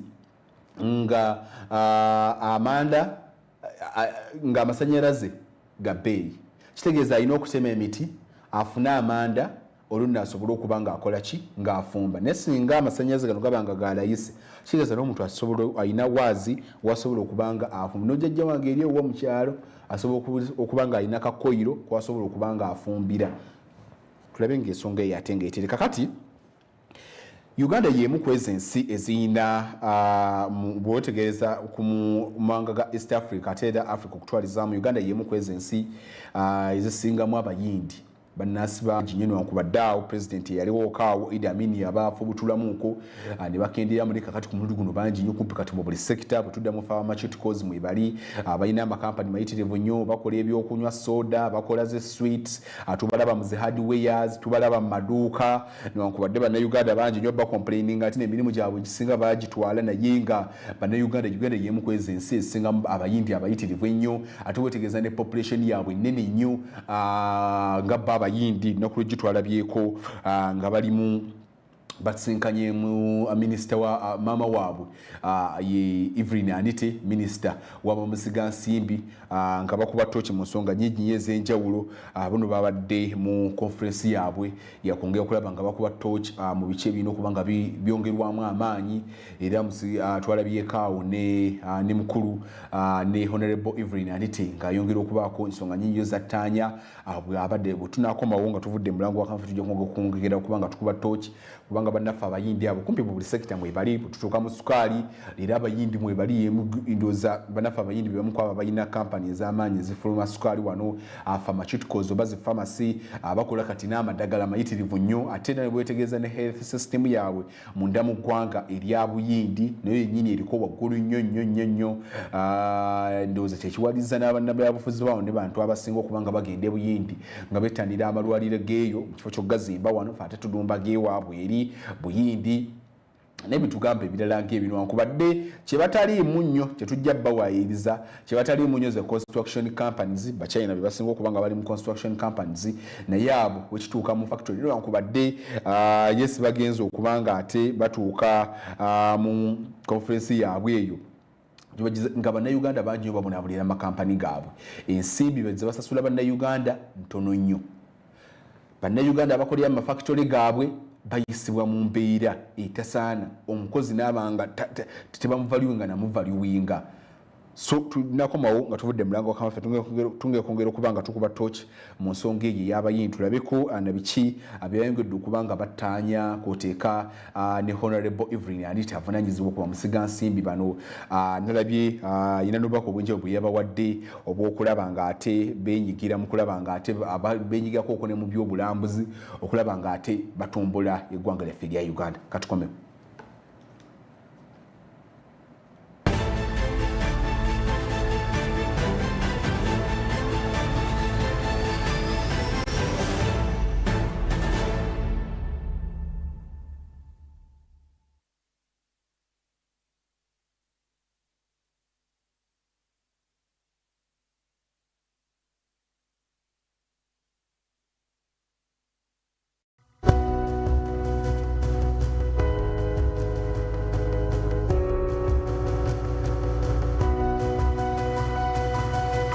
Smart 24, driving business.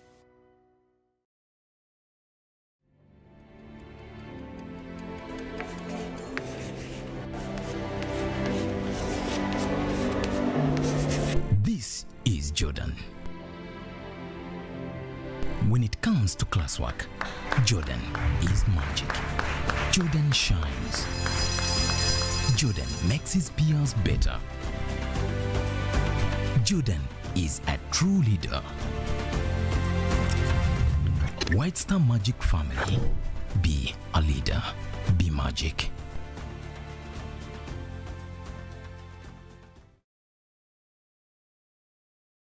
There is only one rule you must follow in order to be a winner. Number 1, defeat the undefeatable. You, step forward. I want you to box the air until it falls down. I'm not seeing it falling in. You see it falling in. Box, harder. Winning is hard, but with MTN Momo, it's easy. Simply pay or shop with Momo for a chance to win mobile money every day. Use the Momo app or dial *165 *3 hash.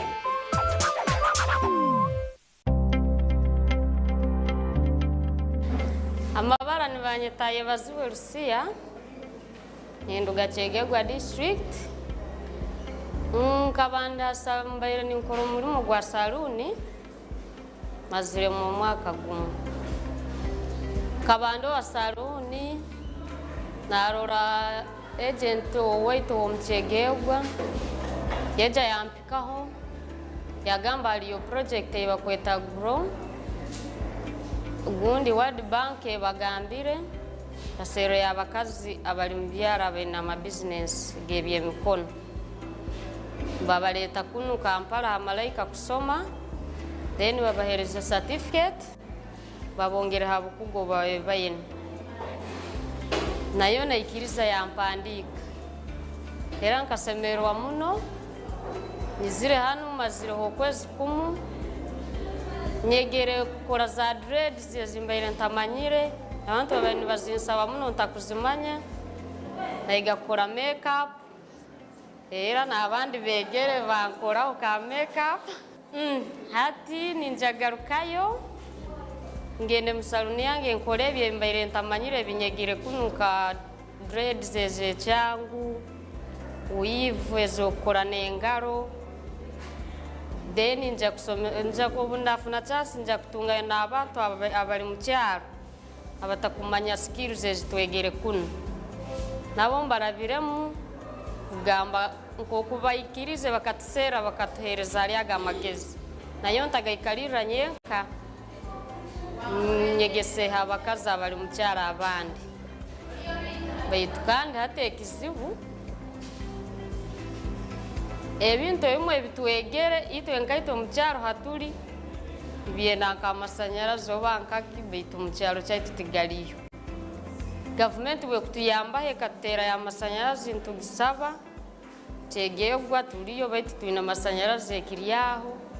government we kutuyambe katera ho mukone katera ya masanyarazi sakole bitwegere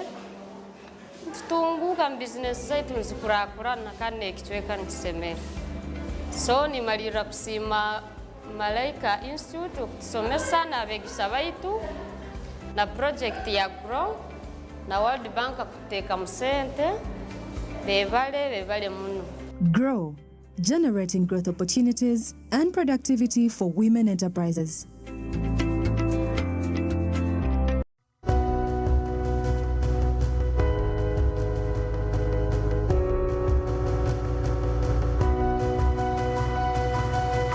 Smart 24, driving business.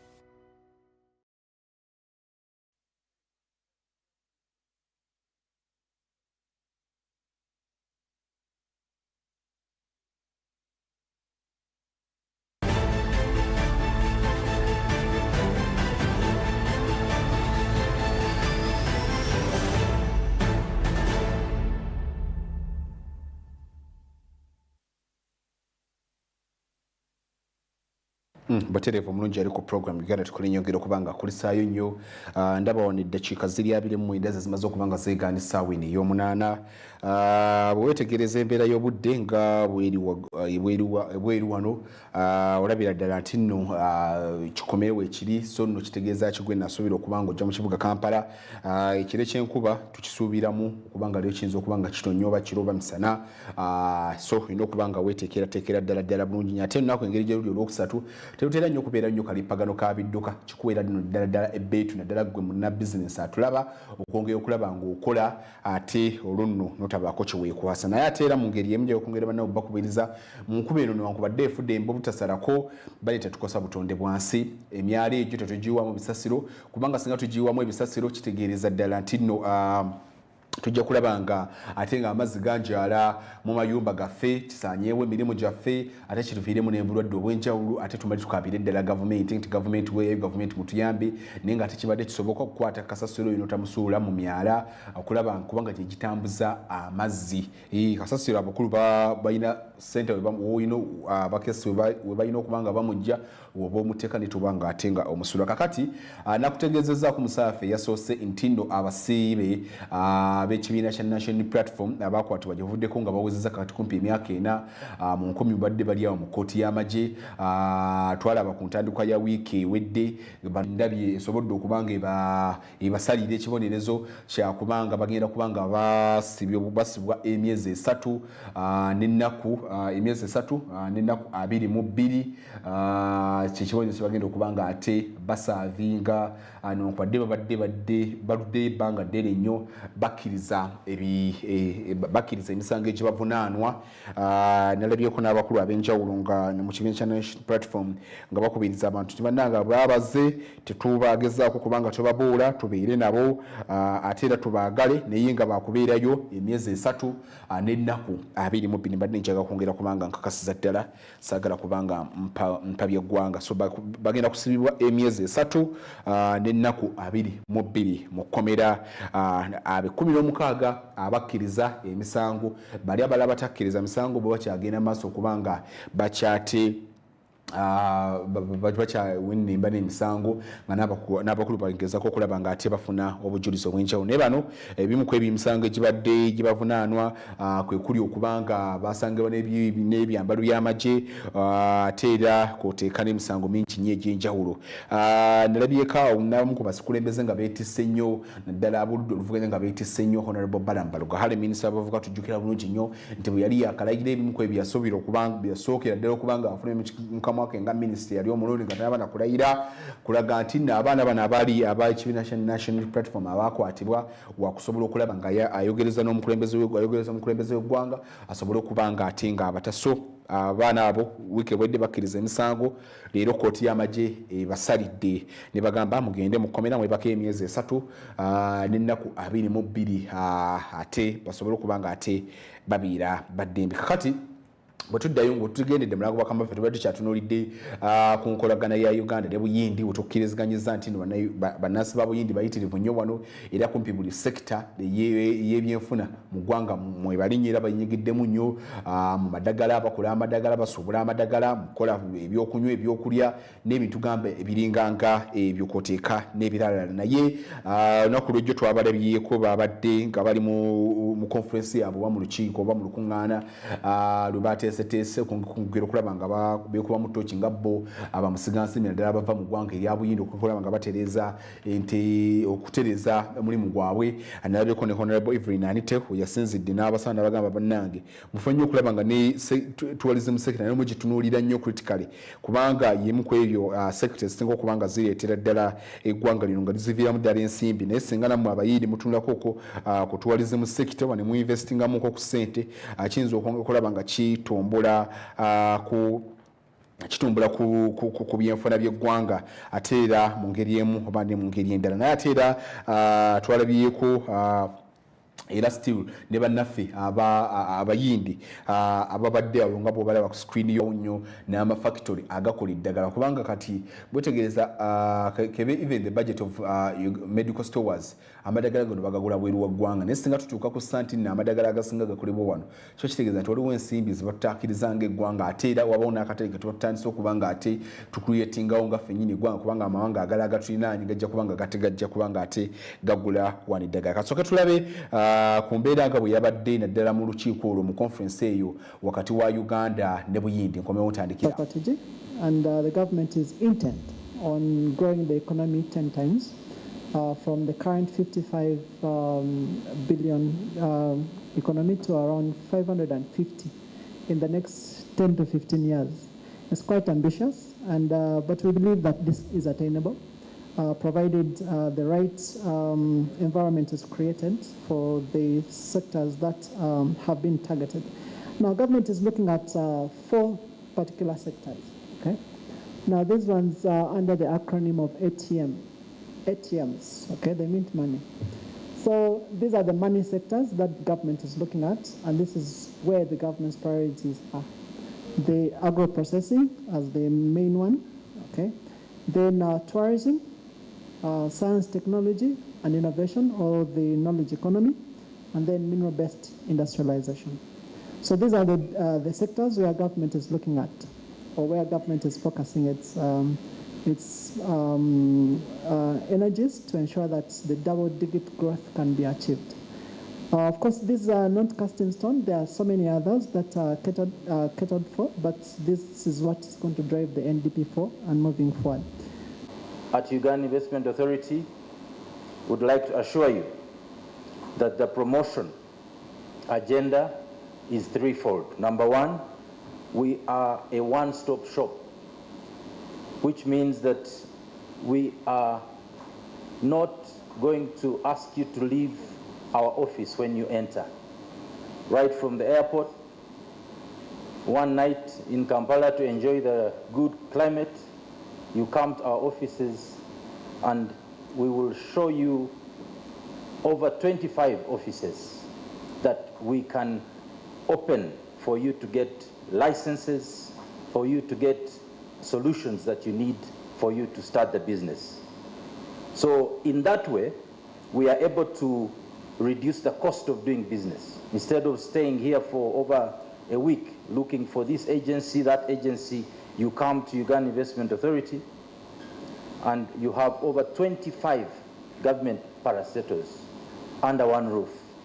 willing to listen to you and to prepare you to deploy your investment. Number one. Number two, as an institution, we have a mandate to undertake research with you. We've also been able to, as a chamber, on the invitation of various other chambers from other countries, to take trade missions to various countries, of which 50% are actually in Asia. This year alone, we've taken 3 trade missions to India, and our members have mainly been interested in agriculture mechanization. So as a delegation, I would invite you to consider agriculture mechanization and value addition, because most of the members, I would say 70% of the members that we take to India are looking for opportunities of how to get cheaper machinery, mainly for agriculture produce. So this could be an opportunity for you to create something similar. Various hospitals that offer the same services that you'd get in India being offered here in Uganda. That I stand before you today. I represent the multi-sectoral business delegation from India.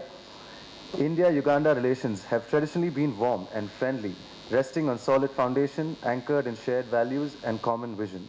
A pivotal force in East Africa, Uganda's relationship with India continues to thrive, bolstered by a vibrant Indian community of 35,000 individuals who make us feel at home. And I would also like to take this opportunity to thank that since the time that we have arrived into Uganda, ma'am, we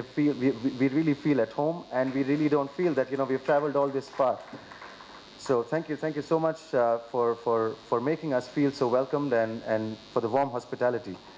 This growing economic partnership has made Uganda a key destination for Indian investment. In 23-24, the bilateral trade between India and Uganda surged to a record high of 1.4 billion, making a significant milestone in the burgeoning economic partnership between the two nations.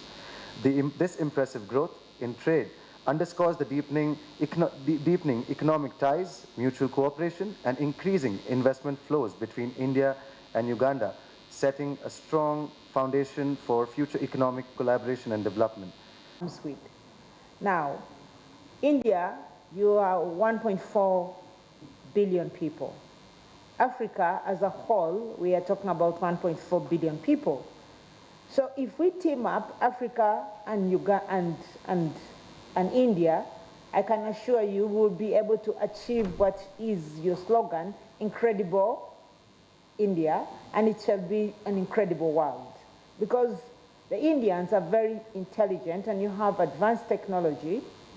but the Africans, we are blessed with the natural resources. So we look at our comparative advantage, and when I talk about Africa, I mean the Pearl of Africa.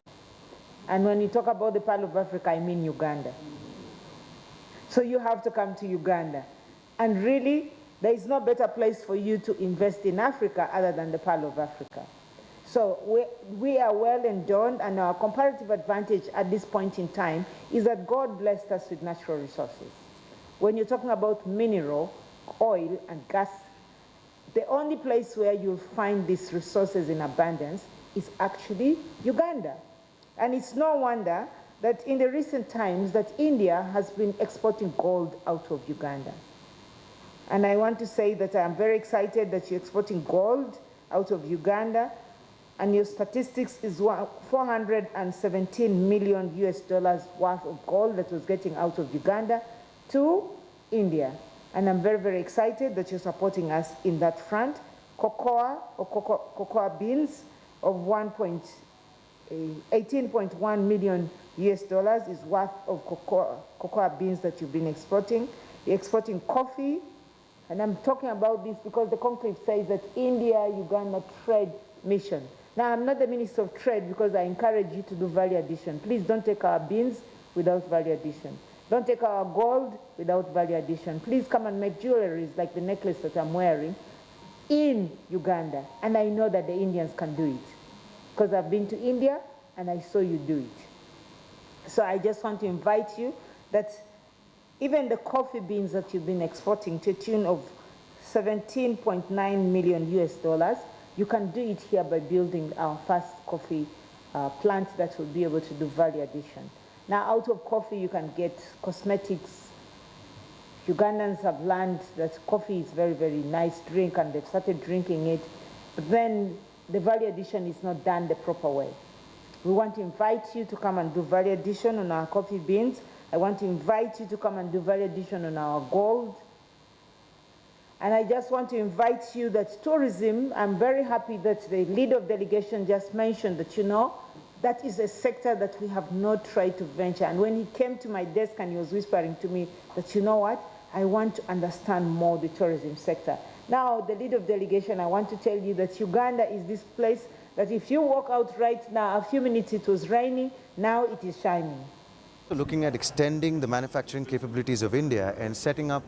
trade parks which can do value-added manufacturing and assembly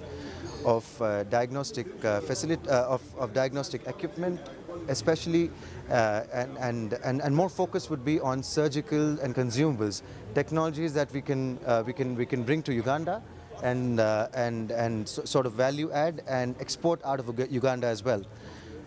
So that would be one of the areas in pharmaceutical, and there are a lot of manufacturers in pharmaceutical, surgicals, diagnostic equipment that are interested in exploring the space. So we would be more than happy to bring another CI delegation focused on these sectors. Nsonga za buyindi kolagana wakati w'eggwanga lya buyindi kwoteeka ne Uganda abadde conference oba lukuŋŋaana lw'aba musigansimbi abava mu ggwanga lya buyindi naye newankubadde ebimu ku ebisuubira nti mwateesezza ku mpisa gye mwesamba ne Uganda kubanga amaloboozi mangi nnyo gavaayo nti bannayuganda abakolera mu mafactory g'abayindi abasinga muggyeko ekyomusala okuba wansi naye bangi batulugunyizibwa ndowooza n'abako balina okwongera okulaba ng'ate bakinoonyerezaako waliwo ngambye wano yongera okubanga akitangazaako naye nga tukyalinya mu bufu nyini obw'okukola twalabako of recently tuze tulaba ku mikutu emigatta abantu mingi nnyo nga bannayuganda ddala abakolera mu bitundu ebyenjawulo ddala okusinga abakolera mu bibuga mawanga ag'enjawulo twogera ku kusingira ddala mu kyondo kya buwarabu abasinga bayita bakadaama naye sijja kikozesa ekyo ne bannayuganda abakolera ebweru w'eggwanga eryo bajja bakozesa emikutu gino emigatta abantu nga balajjanira abakulu bannange mutuyambe bandeeta eno omulimu siteguliiyo ate kakati ekitinabamu era ogenda okulya omuntu akabamu emyezi ng'ebyo bakulya nti ate oyo yafudde abamu kumpi ekisawo babajjayo emirambo gy'abantu babwe egimu gireme tegirabikirako ddala abamu bannayuganda bwe batuuka mawanga gamba nga Saudi Arabia babakusiza enjala babakwata kubanga kimenya amateeka okukusenjaga twalabako gye buvuddeko Ministry y'ekikula ky'abantu bakyalako mu ndeziva eri zijja wano ate naffe tuba tunyini tubazikola ki naffe nyini ng'eggwanga tuzifunamu kubanga bwetegereza tuyinza okugamba nti obukadde kumpi nga 9 buviira ddala ku Uganda bwefuna kuva mu bantu abakolera ebudde okusinga ddala abakolera mu kitundu kya Buwarabu. Tulabyeko awo nno bannaffe abataba ebibiina ebigatta bankuba kyeyo the Federation of Uganda Migrant Workers Association bafudde ne basima gavumenti agamba bannange mwebali nnyo okugenda okwogereza abantu baffe baji yes waliwo abakaaba waliwo bannayuganda bakaba naye ate namba esinga abakulu basobodde okubanga bagikwatako ne babataasa newankubadde singa ozuulibwa nti neeri abakulu bakwata tugeze ng'oli ku misango nga Jannagoma agamba ng'enjaga kiyinza okukalubizibwamu gavumenti wano okukununula eri erinza okuba nga ogenda ne kalabba olaba nno gavumenti weeba erina okubanga ekoma erina kubanga ekuyambako kwogereza ne gavumenti gamba nga eya Saudi Arabia nti munnange bw'aba agenda mu kooti mu mutwale bw'aba mulwadde afune omusawo njala weeba emuluma bamuwa ekyokulya naye kyabana ddala mu ggwanga eyo naye waliwo wano ekizibu ekyenjawulo abakulu balina okuba kati baba nga eri bagenzeeyo ne bagerezanya n'abakulu waliwo ne wano amakampani agaliwo nga gali unregistered nga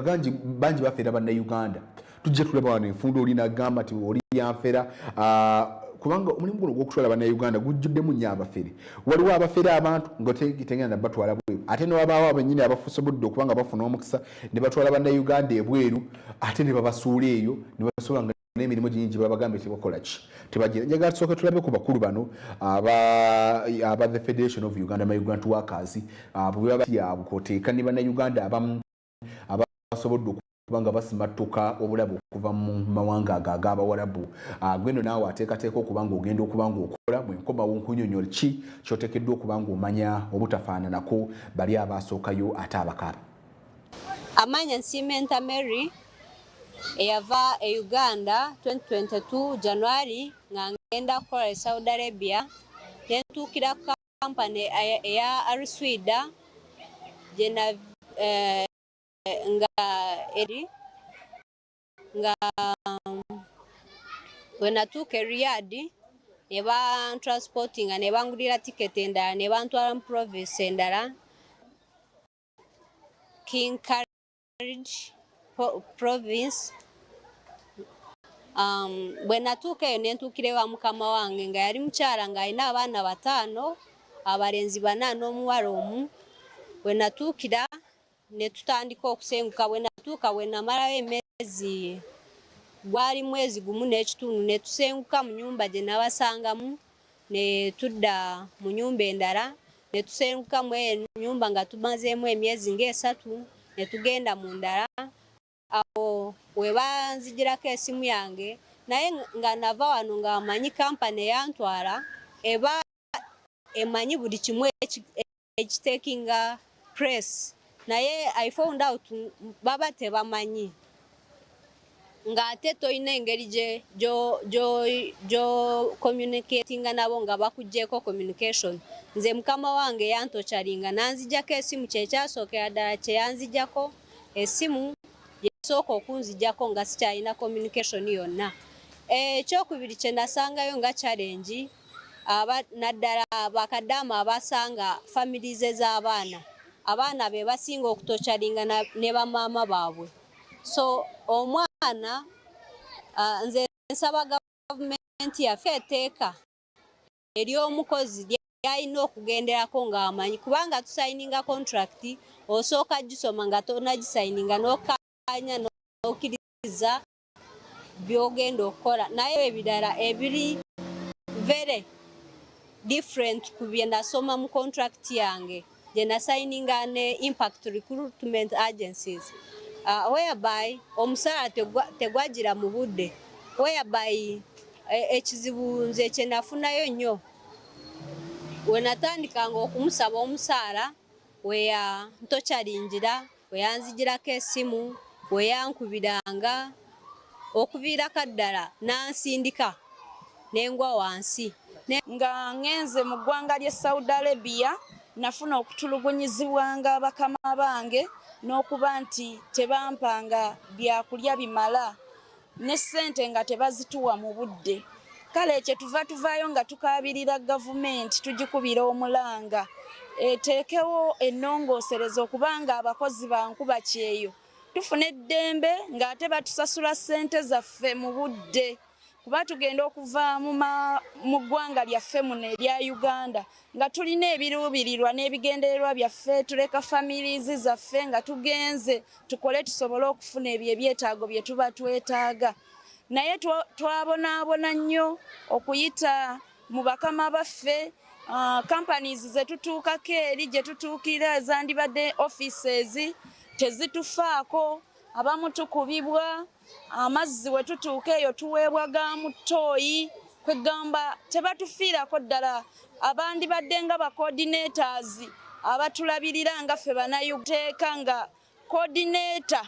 nga ffe bennyini bankuba kyeyo ffe tumusasula ekyo kijja tuyamba okulaba nti omuwalabu tatunyigiriza nnyo oba tatubonyaabonya nnyo naye okumanya nti etteeka eryo lya munange lyayogeddeko nti tiririiyo omunayuganda bw'alinnya ennyonyi n'ava entebe n'agenda mu ggwanga eryo n'atuukayo abeera ng'ekyamaguzi ekinaabeera mu mikono gy'olaaguze ate olaaguze ajja kukikolesa ng'okwayagala so si ku etteeka erirungamya omukozi okwasaanidde kuyisibwa mu nsi y'ebweru. Ekyokubiri, abantu bano abakolera bweru nange nga nakolerayo tibalina engeri y'omusaala gwabwe okugwarungamizibwa nti nva wano ntuuka eri nga nyina contract yange mmanyi nti omusaala guno n'eggwanga lyange oba n'ekitongole kino nga fufumwa tunako kopi ya contract osobola kusayininga wano contract mu kampani ekutwalayo n'otuuka eri n'osayininga endala ebyo byonna birungamya omulimo guno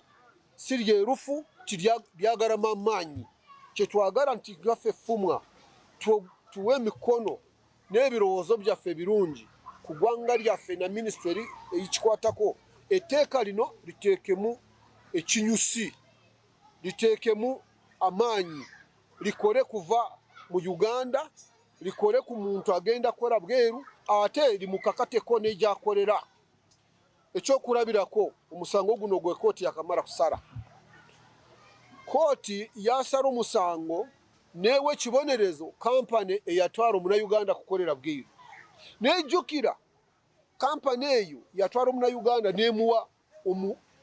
omuharabu kati nze ku lwaffe kyabadde nkiba kirungi n'omusango guno nigukwata abantu babiri omunayuganda kampani eyo yawa omuntu oli na n'oli yennyini abadde akozesa ono bonna abali culpable bw'osala omusango gwabadde mulungi at least gujja kuba president wana Uganda naye singa kyakute kwono yakutwala na n'oli eyabadde akukolesa kyabadde nikibeera kirungiko okusinga wano. Lastire ekinjagala kusemba nakyo kiri nti esente zino z'Abannayuganda zebasaanidde kukolera bweru tiziyamba nze nga Dr. Gideon agenze kukolera bweru ziyamba buli munnayuganda yonna waali naali Kabale naali Ntungamo naali Kisoro naali Busoga naaliwa bwe zijja mu ggwanga kozi sente nyingi ate bwe zijja wano zituleetera ennyongereza ku economy yaffe nga developing country. Penga Migrant Workers Voice, the voice for the voiceless. Tuvuddeyo okulaba ntuyambako n'okwegatta ku ddoboozi etwandiise National Voice which is FUMWA. FUMWA esanga okusoomoozebwa okwabo abagezaako kugichallenginga nga bakyalenjinga FUMA n'okubaawo kwayo ng'obukulembeze bwa umbrella body egatta bino ebitongole bye tuze tukubiriza okwewandiisa associations and organizations ezirwanirira abaana abakolera ebweru. Twesanze nga tulowooza nti either abakukusa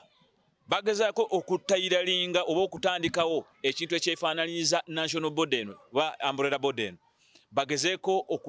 okuchallenginga okubwenkanya bw'abakozi n'eddoboozi eriri national eri abakozi tetusuubira okuba nti lirina okukolagana ne gavumenti mu kuteekateeka welfare n'okulaba nti abaana bano eddembe lyabwe libudaabudibu. So ekimu ku kusoomozebwa kwe tusanze kwe kulaba nti tuyina ba infiltrators oba abantu abaagala okuyingira mu mulamu omutuufu, n'olwekyo twagala bankuba kyeyo bano babeere nga nabo bamanya nti abantu abo kwe bali ku mikutu bali saturated everywhere. Twagala otegeza abakulu abali mu parliament, ba MPs, ba ministers oba abakulu abali mu ministry agenda nti eriyo abantu ab'ekibiina ekyefaananyiriza kino ekya FUMA nga bagenda beerimbika bavubuka abagenze ne beekolamu omulimu ogenda okubuzaabuza kino Migrant Workers Voice ne ba members abalala kye baavaayo okutembeeta okubeera nti kifuuka eddoboozi ly'abaana b'eggwanga, kubanga bwe tubadde tuwogerera tetubalina kukakwata bagwa bugwi okuva mu buli angu ekitali kya buvunaanyizibwa. Oluusi twesanga nga abamu baawaba olw'obutabaako ani gwe boogera naye mutuufu. So obukulembeze buno tusaba gavumenti ebeere nga ebuwa enkizo ate era tubeere nga tuyambibwako okulaba nti tuyamba bannaffe. Ezimu ku nsonga ezitusoomooza mwe muli okubeera nti bannaffe bali mwanjaala abasinga babuzaabuzibwa ababatwala. System oba etteeka framework eriwo teyamba nkuba kyeyo kuba independent era bye bimbi twagala okwanipaakinga nti etteeka lijje epya naye nga liraga nti omuntu ajja kufuna obwenkanya ng'ali mu ssiga ng'omukozi. Tewaba bwenkanya nga waliwo embeera ya absolutism nti ate eyatwala yamaliriza byonna tasobola kubanga akutwala ate n'awolereza gwe yatwala. Ekyokubiri, bannaffe abatuwa emirimu ebweru w'eggwanga ne babeera nga batulinako monopole ne tusigala ku mmasa yaabwe. Naye eggwanga Uganda olw'okuba nti ligezaako oluusi okukolera ku nkola ey'okwagala okupromotinga obwenkanya, ojja kulaba nga tusuubira nti singa tuba tuweereddwa essiga eryaffe tunaatambulira awo okweyogerera ng'abakozi baleme kutuba nga batuteeseza emabega w'emitayimbo oba emabega w'enzigi enzigale.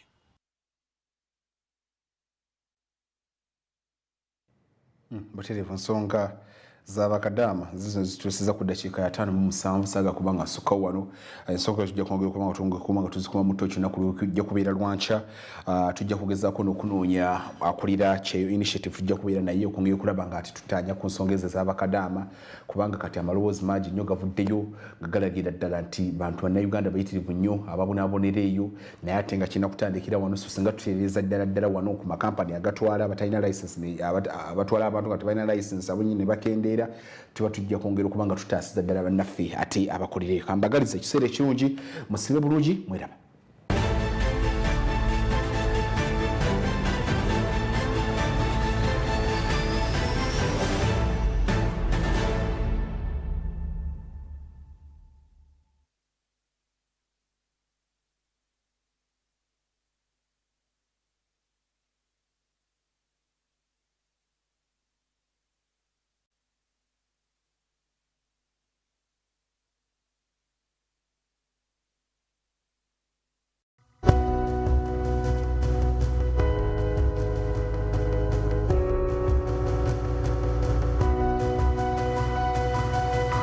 Smart 24, driving business.